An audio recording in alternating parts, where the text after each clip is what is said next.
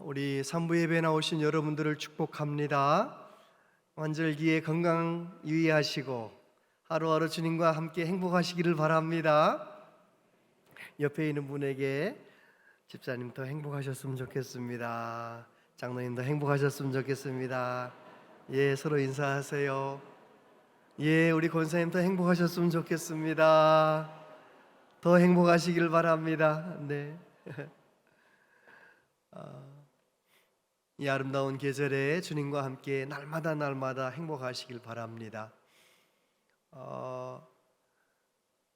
9월 마지막 주일이 되었어요.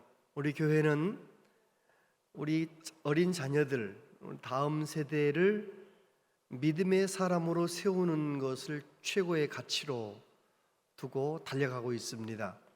그래서 마지막 주일은 주일학교 아이들과 같은 본문으로 하나님의 말씀을 듣고 주일 저녁에 주일 밤에 도란도란 모여 앉으셔서 아이들에게 오늘 무슨 말씀 들었니? 이렇게 물어봐 주시고, 혹시 아이들이 대답을 잘 하거들랑 꼭 선물을 좀 큰 걸 주세요. 너 말씀 잘 들었구나. 너 말씀 잘 듣는 거 보니까 너 기대가 된다. 나는 너가 믿음으로 자라는 게 너무너무 고마워. 이렇게 자꾸 격려해 주시고 상도 많이 주시고 그러면서 여러분 자녀들이 믿음으로 잘 자랄 수 있도록 잘 협력해 주시기를 바랍니다. 혹시 아이들한테 기도 제목 물어보고 기도할 때 그렇게 기도하시면 안 돼요. 평소에 하고 싶었던 잔소리를 기도 시간에 말하는 분이 계세요. 하나님 앞에 기도하는 시간인데 게임하지 않고 공부 좀 하게 해주세요. 그건 잔소리지요. 기도가 아니잖아요. 그런 기도는 혼자서 하나님 앞에 할 땐 괜찮지만 애 듣는 데서 그렇게 들으라고 막 그렇게 애 들으라고 그렇게 기도하면 안 되고, 하나님 늘 사랑해 주셔서 감사합니다. 우리 아이에게 건강도 주시고 지혜도 주세요. 하나님 앞에 겸손하게 아이를 위해서 기도하셔야지. 우리 아이 텔레비전 그만 보고 공부 좀 하게 해주세요. 이렇게 기도하면 안 되는 거예요. 무슨 말씀인지 아시겠죠? 우리가 하나님 앞에 기도할 때, 하나님 앞에 나아갈 때는 좀 진실해야 됩니다. 그래서 그렇게 해주시기를 바라고, 오늘 말씀 속에서 우리는 예수님의 능력을 보게 되지요. 예수님은 어제나 오늘이나 영원토록 동일하십니다. 믿으시지요? 예수님은 언제나 동일하세요. 지난 9월 첫 주일에 제 신대원 동기 목사님 중에 한 분이 서울에서 예배당을 지하 3층, 지상 5층으로 예배당을 잘 건축하고 입당 예배를 드렸어요. 그것이 중요한 것이 아니라 그 목사님이 암투병을 하면서 2015년에 직장암 말기, 그 암이 폐로 전이가 돼가지고 2주에 한 번씩 항암 치료를 꼭 받아야 하는 그런 건강 상태. 제가 지난번 소식 들었을 때 170번 항암 치료를 받았대요. 놀래보세요 좀. 10번만 받아도 얼마나 힘든 게 항암 치료인데 170번이나 받았어요.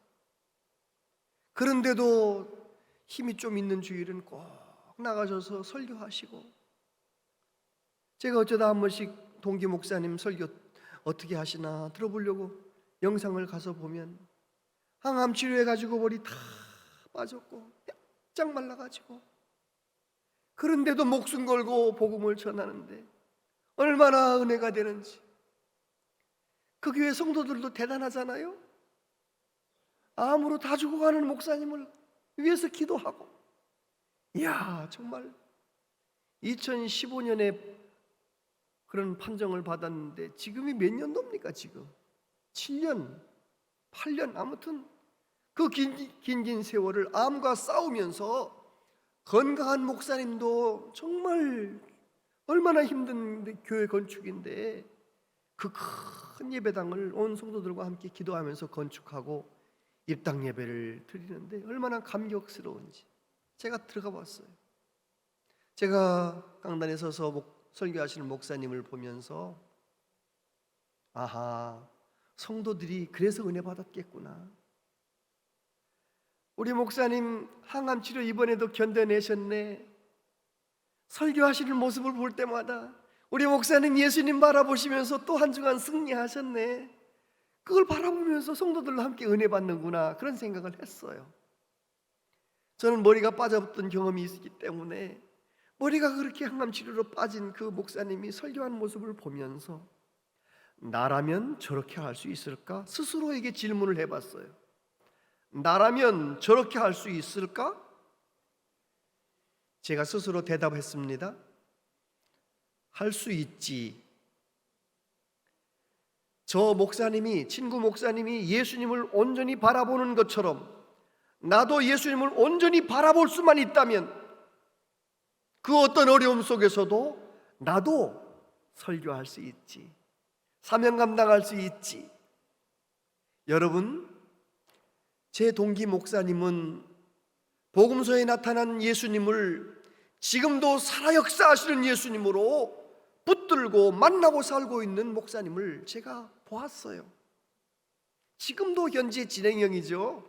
지금도 2주에 한 번씩 항암 치료를 계속 받고 믿음의 선한 싸움을 싸우고 있는 목사님.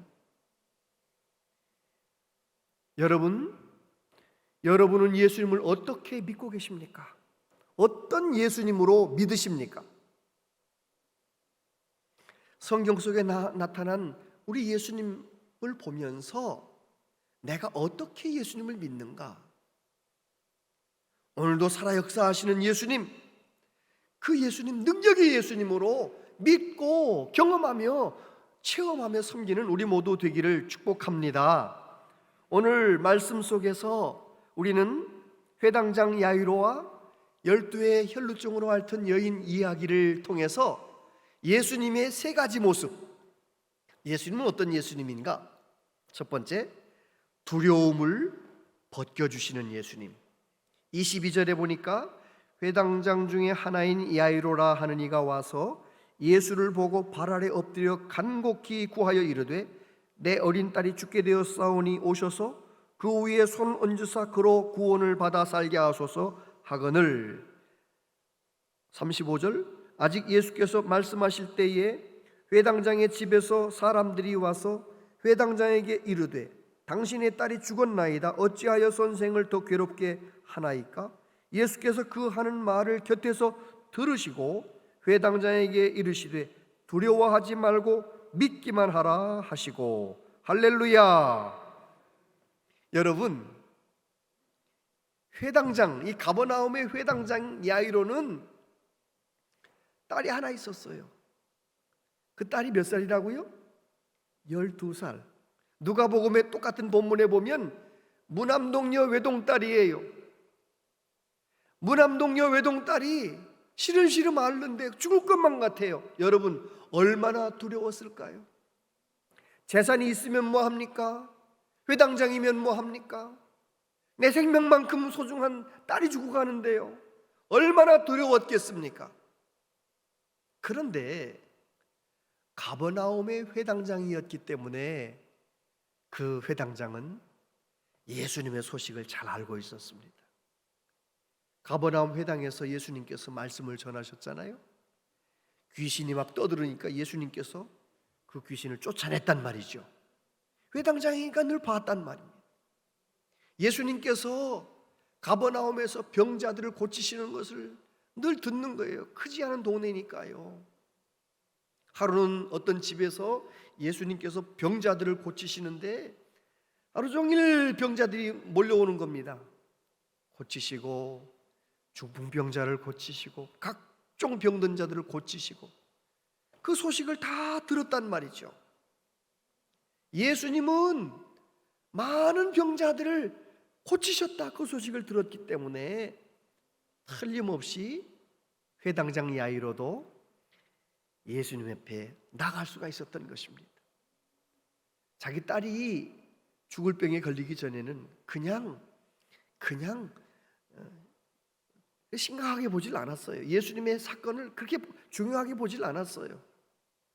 그런데 자기에게 문제가 생기니까 예수님께 나아갔던 것입니다.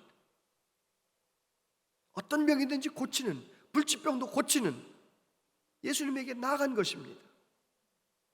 예수님께 가서 간절히 구했지요. 예수님께서 회당장의 말을 듣고 회당장에게 집으로 가자, 딸이 있는 곳으로 가자 그랬을 때 틀림없이 회당장 마음 가운데 안도의 마음, 이제 내 딸은 살았다, 예수님이 가시면 내 딸은 고쳐지겠지, 살겠지, 그런 생각이 들었을 것입니다. 한참 이제 가다가 사건이 일어났어요. 예수님이 멈췄죠. 시간이 지체됩니다. 그때 야이로의 집에서 사람들이 왔어요. 당신의 딸이 죽었습니다. 예수님 더 괴롭히지 마세요. 그때 이 회당장의 마음은 어땠겠습니까? 그냥 심장이 멈추는 것 같은, 심장이 뚝 떨어지는 것 같은 그런 안타까움, 얼마나 이제 모든 걸 다 잃어버리는 것 같은 상실감을 느끼지 않았겠어요? 그런데 우리 예수님께서 그 순간 뭐라고 말씀하세요? 두려워하지 말고 믿기만 하라. 할렐루야! 사람에게는 너무너무 큰 문제고 너무 두려운 문제지만 우리 예수님은 뭐라고 말씀하시느냐? 두려워하지 말고 믿기만 하라. 그렇게 말씀하시는 거죠. 우리가 살면서 두려움이라는 감정을 얼마나 자주 느낍니까? 세상에 돌아가는 걸 보면서도 두려운 마음이 들고요. 우리 개인의 삶을 가만히 들여다보면서도 걱정이 되고 두렵고 그렇지 않으세요? 여러분은 두려운 마음이 들 때 어떻게 하십니까? 너무 걱정스러울 때 어떻게 하세요? 우린 그런 경험 있잖아요. 너무 두려울 때 이 두려운 마음을 가지고 하나님 앞에 나와서 내 두려운 마음을 다 쏟아놓고 간절히 기도하다 보면 믿음의 마음이 생겨요. 믿음의 마음이 생기면 어떻습니까? 두려움의 옷이 벗겨지는 거예요. 두려움이 물러가는 거예요. 할렐루야! 예수님은 지금도 살아 역사하세요. 예수님 제자들이 갈릴리 건너가다가 풍랑을 만났잖아요. 예수님은 산에서 기도하고 계시는데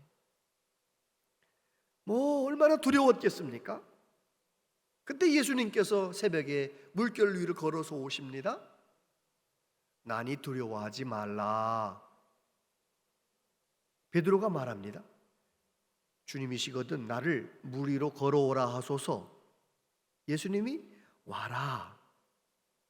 몇 발짝을 걸었는지는 몰라요. 그러나 분명한 것은 베드로가 예수님을 바라보면서 그 자기를 두렵게 하던 풍랑을 딛고 몇 발짝 걸어간 거예요.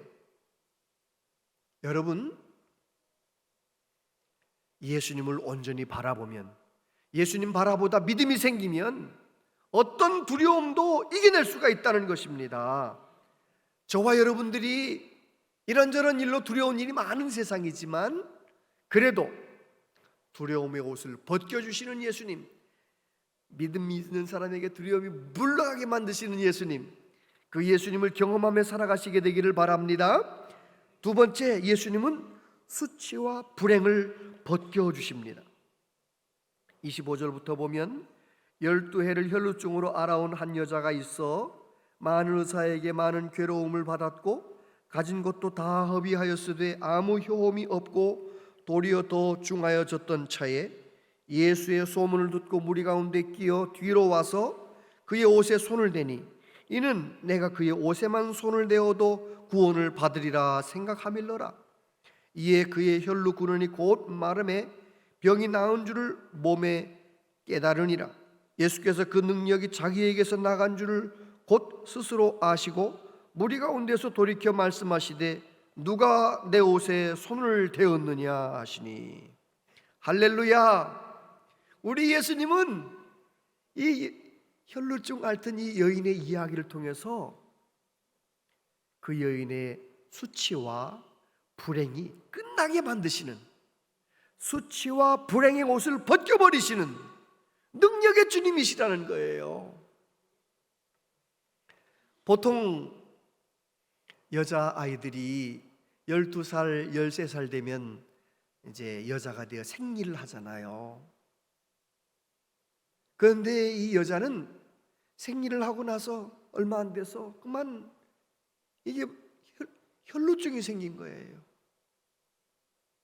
그래서 늘 하혈을 하고 혈루증으로 고생을 한 지가 12년이 되었대요. 그래서 성경학자들은 이 여자는 20대 중반 내지 20대 후반 정도 되는 그런 여성이었을 것이다 생각합니다. 너무 불행한 여자죠. 혈루증은 그 당시에 부정한 병이라 해서 그 여자가 입었던 옷도 부정하고 그 여자가 앉았던 자리도 그 침대도 다 부정하게 여기는 거예요. 그런데 항상 그렇게 혈루증으로 고생하는 그 여자, 사람들이 있는 곳에 갈 수도 없고 성전에 나갈 수도 없고 정말 결혼도 못하고 너무너무 불행한 거예요. 오늘 성경에 보면 재산도 다 허비하고 이 의사 저 의사한테 가서 치료도 못 받고 오히려 더 중하여졌던 절망, 소망이 없는 이 여자. 그런데 그가 예수님의 소문을 들었다는 것입니다. 예수님의 소문을 듣고 나병 환자를 고치시고 온갖 병자들을 고쳤다는 예수님의 소문을 듣고 예수님에게 왔다는 것입니다. 여러분, 내가 어떤 문제가 있느냐가 중요한 게 아니고 그 문제를 가지고 예수님께 나왔느냐가 중요한 거예요. 수고하고 무거운 짐진 자들아 다 내게로 오라. 어떤 무거운 짐이든지 어떤 문제든지 가지고 나오라고 말씀하셨잖아요. 이 여자는 예수님께 나왔어요. 예수님께 와서 예수님을 보고 예수님의 말씀을 들으면서 믿음이 생긴 거죠. 어떤 믿음이 생겼나요? 예수님의 옷에 손만 대어도 내가 구원받겠다, 내 병은 고침받겠다, 그런 믿음이 생긴 거예요. 여러분, 그래서 말씀을 듣는 것이 정말 중요합니다. 말씀을 들을 때 믿음이 생기는 거거든요. 제가 말씀을 드렸었는지는 모르겠는데 제가 아는 어느 집사님은요, 남편이 의처증이에요. 의처증이니까 아내가 교회를 나가기 시작하니까 새벽에도 나가고 자꾸 교회를 나가니까요, 아내 몰래 뒤따라왔어요. 예배당이 크니까요, 아내가 이쪽에 앉으면 남편이 저쪽에 앉아가지고요, 남편이 계속 아내를 쳐다보는 거예요. 누구 쳐다보나, 내 아내가 누구 쳐다보나, 교회 와서 뭐하나. 그렇게 교회를 계속 나와서 말씀 시간에 말씀을 듣잖아요. 어떻게 되었을까요? 의처증이 떠나갔어요. 말씀으로 치료가 돼버린 거예요. 할렐루야. 로마서 10장 17절 같이 한번 읽어보세요. 시작. 그러므로 믿음은 들음에서 나며 들음은 그리스도의 말씀으로 말미암았느니라. 할렐루야. 말씀을 듣다 보면 믿음이 생기는 거예요. 믿음이 생겨요. 이 여자가 예수님께 직접 나아가서 예수님의 모습을 보고 예수님 말씀을 듣다가 믿음이 생겼습니다. 그리고 그 믿음대로 행동을 했어요. 예수님의 옷에 손을 대었어요. 그랬더니 오늘 말씀에 보니까 즉시 나았대요. 곧 그 병의 근원이 말라버렸대요. 여러분, 예수님은 능력의 주님이십니다. 내가 믿음이 없는 것이 문제지 내 문제가 큰 건 문제가 되지 않아요. 이 여자가 예수님 통해서 그 문제를 해결받은 것이죠. 그때 예수님께서 누가 내 옷에 손을 대었느냐, 왜 그렇게 물어보셨을까요? 이 여자의 믿음을 칭찬하기 위해서.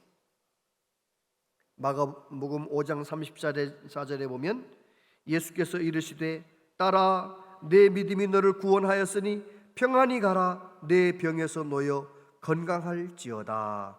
할렐루야. 그렇습니다. 예수님은 이 여인의 믿음을 높여주셨어요. 내 믿음이 너를 치료한 거야. 예수님의 능력의 통로 믿음, 그 여인의 믿음을 칭찬해 주신 것이죠.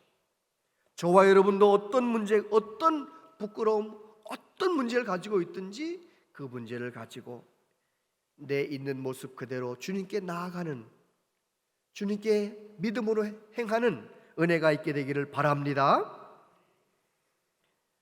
예수님에게 억지로 끌려온 여자 얘기도 있죠. 간음의 현장에서 끌려왔던 여자, 그 여자는 돌에 맞아 죽을 수밖에 없는 부끄러운 여자였습니다. 그런데 예수님께 끌려왔기 때문에 예수님은 그 여자의 수치의 옷을 벗겨주셨어요. 나도 너를 정죄하지 않는다. 가서 다시는 죄를 범하지 말아라. 여러분, 내가 어떤 모습으로 주님 앞에 나아갔든지 간에 내가 온 맘 다해 예수님께 나아갈 수만 있다면 주님은 내 모든 부끄러움을, 내 모든 불행을 다 끝나게 만들어주시는 능력의 주님이십니다. 할렐루야. 우리는 예수님을 믿는다 하지만 때때로 죄악의 길을 선택할 때도 많고 하나님 앞에 너무 고개를 들지 못할 만큼 부끄러울 때도 많아요. 그럴 때 우리 꼭 기억해야 됩니다. 예수님이 이 세상에 오신 것은 죄인을 불러 구원하시려고. 예수님 말씀하셨어요. 건강한 사람에게는 의사가 필요 없다. 내가 온 것은 죄인을 구원하려고 오셨다. 우리가 죄가 많아요. 있는 모습 그대로 주님 앞에 나가면 요한 사도는 이렇게 말합니다. 요한일서 1장 9절 같이 한번 읽어보세요. 시작. 만일 우리가 우리 죄를 자백하면 그는 미쁘시고 의로우사 우리 죄를 사하시며 우리를 모든 불의에서 깨끗하게 하실 것이요. 할렐루야. 그렇습니다. 내 부끄러운 모습 그대로 주님께 나아가서 잘못했습니다, 내가 넘어졌습니다 고백할 때마다 주님은 내 모든 부끄러움을 벗겨주시는 거예요. 내 모든 허물을 씻어주시는 거예요. 십자가의 보혈로 예수님이 대신 십자가에서 내 모든 죄와 허물을 담당하시고 죽으시고 피 흘려 죽으시고 우리가 예수님께 나갈 때마다 그 보혈의 은혜로 우리의 죄를 씻어주시는, 부끄러움을 벗겨주시는 주님, 불행을 벗겨주시는 주님이신 것입니다. 세 번째, 죽음을 벗겨주시는 주님. 39절부터 보면 들어가서 그들에게 이르시되 너희가 어찌하여 떠들며 우느냐 이 아이가 죽은 것이 아니라 잔다 하시니 그들이 비웃더라. 예수께서 그들을 다 내보내신 후에 아이의 부모와 또 자기와 함께한 자들을 데리시고 아이 있는 곳에 들어가사 그 아이의 손을 잡고 이르시되 달리다 굼 하시니 번역하면 곧 내가 네게 말하노니 소녀야 일어나라 하심이라. 소녀가 곧 일어나 걸으니 나이가 12살이라. 사람들이 곧 크게 놀라거늘 예수께서 이 일을 아무도 알지 못하게 하라고 그들을 많이 경계하시고 이에 소녀에게 먹을 것을 주라 하시니라. 여러분, 우리 예수님은 죄로 말미암아 영원히 죽어버린 우리들을 살리려고 오셨어요. 구원하려고 오셨어요. 예수님은 어떤 분이십니까? 죽음의 옷도 벗기시는 예수님이에요. 예수님께서 회당장의 집에 갔을 때 아이는 죽은 지 벌써 몇 분 지났으니까 울며 사람들이 다 통곡을 하는 것입니다. 예수님께서 떠들지 말라, 울지 말라, 이 아이는 죽은 것이 아니라 잔다, 그렇게 말씀하셨어요. 사람들이 예수님 말씀을 비웃었어요. 지금 숨을 안 쉰 지가 얼만데 맥박이 안 뛰고 있는데 무슨 잔다는 거야. 여러분, 동네 사람들의 판단이 맞았을까요? 틀렸을까요? 그 사람들은 경험으로 잘 알았고 그들의 판단은 맞았어요. 틀리지 않았어요. 그런데 그곳에 예수님이 계시기 때문에, 예수님은 생명의 주인이시기 때문에 죽은 그 여자아이를 향해서 자고 있다라고 말씀하시는 거예요. 왜요? 죽음에 있는 곳에 생명 대신 예수님이 오시면 사는 역사가 일어나거든요. 그래서 그 여자아이를 손을 붙잡고 달리다굼 소녀야 일어나라 그랬더니 이 여자아이가 일어나서 걸어다니는 거예요. 사람들이 다 놀라는 거죠. 여러분, 우리 예수님은 그런 주님이십니다. 예수님은 죽음의 옷을 벗겨버리시는 예수님.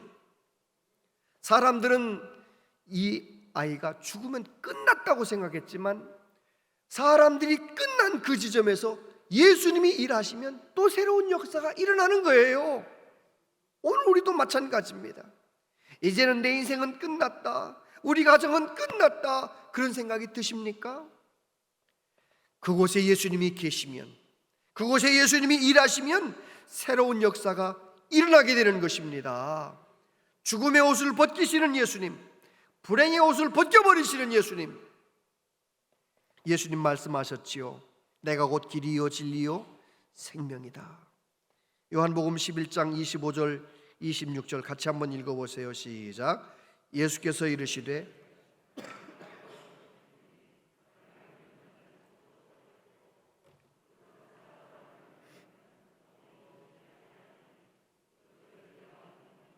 아멘, 할렐루야. 예수님은 나사로의 무덤 앞에서도 말씀하시는 거예요. 나는 부활이요 생명이다. 죽은 지 나흘이 되었어도 괜찮다는 것입니다. 저와 여러분도 죄인이기 때문에 한 번은 죽잖아요. 누구든지 다 죽잖아요. 그런데 우리는 죽을 것이 분명한데도 소망이 넘치는 거예요. 왜요? 우리의 죽음의 옷을 벗기시는 예수님이 계시기 때문입니다. 우리의 죽음을 벗기시고 영원한 생명으로 하나님 앞에 영광 돌리는 사람으로 우리는 살아나게 될 줄로 믿습니다. 이 놀라운 진리를 깨달은 사도 바울이 이렇게 노래했습니다. 사망아 너의 승리가 어디 있느냐? 사망아 네가 쏘는 것이 어디 있느냐? 사망이 쏘는 것은 죄요 죄의 권능은 율법이라. 우리 주 예수 그리스도로 말미암아 우리에게 승리를 주시는 하나님께 감사하노니. 할렐루야. 그래요, 우리 예수님은 하나님이신데 죄와 사망이 가득한 이 세상에 오셔서 우리의 죄와 우리의 모든 죽음의 문제를 다 끌어안으시고 십자가에서 대신 죽으셨어요. 그리고 그 예수님을 나의 구주로 믿는 저와 여러분에게 영원히 사는 생명을 주신 거죠. 우리가 오늘 본문에서 예수님의 세 가지 모습, 예수님은 두려움의 옷을 벗겨주시고 부끄러움과 불행의 옷을 벗겨주시고 죽음의 옷까지도 벗겨주시는 능력의 주님이시라는 것을 우리가 깨닫게 됩니다. 그런데 중요한 것은 그 능력의 주님을 나의 주님으로 만나며 사는 것이 중요한 거예요. 내가 두렵고 힘들 때, 내가 수치스럽고 부끄러울 때, 내가 죽을 것 같은 어려움 가운데 있을 때 그 예수님을 경험하는 것이 중요합니다. 어떻게 하면 경험할 수 있을까요? 오늘 회당장 야이로와 혈루증 여인이 어떻게 했는지를 보면서 답을 찾을 수 있어요. 23절에 보니까 간곡히 구하여 이르되, 간곡히 구하여 이르되, 예전 개역 성경에 보면 많이 구하여 가로되. 이 무슨 말씀인가요? 회당장 야이로는 자기 두려움의 문제를 그대로 가지고 나와서 예수님 무릎 앞에서 간곡히 기도하여, 많이 기도하여 하나님 앞에 예수님께 아뢰었다는 거예요. 여러분, 우리도 마찬가지입니다. 살다가 이런저런 걱정이 생기고 두려움이 있거들랑 그 두려움의 크기만큼, 걱정의 크기만큼 더 간곡히 기도하시고 더 많이 기도하는 저와 여러분들 되시기를 바랍니다. 그러면 경험할 거예요. 살아계신 하나님을 경험할 거예요. 어제나 오늘나 영원토록 동일하신 예수님을 경험할 거예요. 또 마가복음 5장 27절 28절에 보면 예수의 소문을 듣고 무리 가운데 끼어 뒤로 와서 그의 옷에 손을 대니 이는 내가 그의 옷에만 손을 대어도 구원을 받으리라 생각함일러라. 혈루증 여인이 예수님 보고 예수님 말씀 들으며 믿음이 생겼어요. 생각했어요. 확신했어요. 그런데 만약에 생각만 하고 행동하지 않았다면 오늘 이 본문 이야기는 없는 겁니다. 얼마나 많은 그리스도인들이 주일날 교회에 와서 말씀을 듣고 그렇게 살아야지 생각 많이 합니다. 결심합니다. 그런데 그 결심이 내 삶의 현장에서 행동으로 옮겨질 때, 순종하며 살아갈 때 우리는 살아계신 하나님을 경험하는 것입니다. 할렐루야. 요즘 세상이 돌아가는 걸 보면서 여러분 무슨 생각하세요? 지난 한 주간 동안 뉴스에서 계속 나왔잖아요. 푸틴 대통령 예비군 동원령 30만 명이 동원되고 있고, 군대 경험했던 모든 사람들, 남자들 싹 다 지금 동원하고 있고, 그래서 많은 사람들, 전쟁 전문가들은 얘기하는 거죠. 우크라이나 전쟁이 빨리 끝났으면 좋겠지만 또 30만 명이 투입되면 전쟁은 더 많이 길어질 것 같다. 서방 나라들은 계속 우크라이나를 돕겠다고 하고, 러시아는 30만 명이 지원되고, 푸틴은 핵무기까지도 사용하겠다고 큰 소리를 치고, 여러분은 그냥 유럽에서 일어나는 일이니까 그런 생각하면 아무 걱정 안 하십니까? 지금 우리는 역사의 소용돌이 속에서 살고 있는 것입니다. 어떻게 될지 아무도 몰라요. 이런 마음, 우리 자녀들 생각하면서, 우리 손주들 생각하면서, 이 시대를 생각하면서 걱정이 되시거들랑, 아니 여러분 개개인의 여러 가지 문제 때문에 낙심이 되시거들랑, 힘들고 어려운 마음을 그대로 가지고 나오셔서 하나님 앞에 더 간절히 기도하는 믿음의 행동이 있게 되기를 바랍니다. 믿음으로 말하고, 믿음으로 행동하고, 믿음으로 순종하고, 그렇게 우리의 소망을 하나님께 두고 믿음으로 나아갈 때 우리 온 세계 사람들이 당하는 이 어려움 속에서 우리의 믿음은 깊어질 것이고, 우리의 믿음은 더욱 성숙하게 될 줄로 믿습니다. 하나님 앞에 깨어서 믿음 생활 잘하는, 그래서 오늘로 살아 역사하시는 예수님을 나의 예수님으로 경험하며 살아가는 우리 모두 되시기를 바랍니다. 기도하겠습니다. 아버지 하나님, 하나님께서 이렇게 힘들고 어려운 세상, 두려운 일도 많고 걱정스러운 일도 많은 이 세상 속에서 우리들이 믿음으로 살기를 원하시는데 우리는 믿음이 참 약합니다. 성령님, 우리를 도와주시옵소서. 마음이 낙심될 때, 마음이 두려울 때, 하나님 앞에 죄송해서 수치스러울 때 그 모습 그대로 가지고 하나님 앞에 나가 간절히 기도하게 하시고, 회개하게 하시고, 부르짖게 하시고, 믿음으로 하나님 앞에 행동하게 하시고, 순종하게 하시고, 그래서 과거 어느 때보다 더 건강한 믿음으로 이 어려운 때를 넉넉히 이겨나가는 한 분 한 분 되게 하여 주시옵소서. 예수님 이름으로 기도하옵나이다. 아멘.